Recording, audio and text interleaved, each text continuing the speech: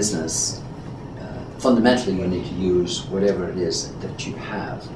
And I don't necessarily mean financial, what you have, but what is it that you're good at? Okay. In my case, first and foremost, I've always been an entrepreneur. I've always liked business, and I've always will always read the sports section first, and then the business section, and then the rest of it. So business has always been in my blood. I love business. I love the whole. I love the aspect of ascertaining what the customer wants and what the problem is, and then you come up with a product. And so when you say an idea, our idea has always been to be a problem solver. And so when you go into whoever it is, so let's say you're coming into this office and you say, well, you know, what are the 5 problems that Alltech has? As opposed to, here's 5 products that Alltech might need. What are the 5 problems that Alltech has? What is the one biggest problem, and so forth. And you don't come away with a solution.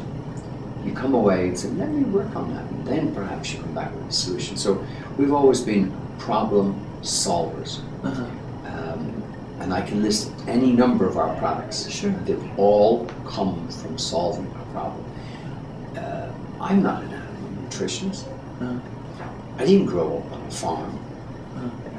If I milked a cow, I milked it because my dad brought me perhaps to an uncle's farm, and I can't remember it ever milking a cow.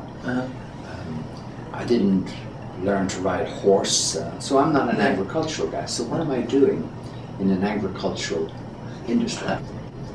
And so, and the answer is, I went out with my background, with what I know, and I know fermentation. I asked the question, okay, what are your problems? When you ask people what their problem is, they'll answer. And when you ask people what their expertise is, they will always share it with you, always. We're all so proud of our expertise, and they'll share it with you. Sure. And from that knowledge of their expertise, the knowledge of their problem, and then you try to marry your expertise, and if you don't have expertise, then you go and get expertise to come back and say, I've got a problem. Well, first of all, our first business, you start with what you know. And my business is in beer, and my business in fermentation, and alcohol, etc. So Alltech started in the ethanol industry, in the renewable fuels industry. And in the early 80s, actually, late 70s, early 80s, everybody was concerned about what's going to happen. Oil prices were $100 a barrel, $115, $120 a barrel, if you could get oil. We had the hostage crisis in, in Iran, and so forth. And so everybody's saying we've got to be energy independent, and so forth. So first thing we addressed was we can make ethanol, and we knew how to make ethanol. That's my master's, my PhD is in yeast and so forth. So what did we do? We went out, we listened to people who were trying to build ethanol plants and hadn't a clue how to do it, and we provided them with the expertise to do that. And at the same time, we provide them with products which would help them ferment better, etc. So you're providing, you know the problem, in that case lack of expertise, and you know the solution, whatever it was that you have.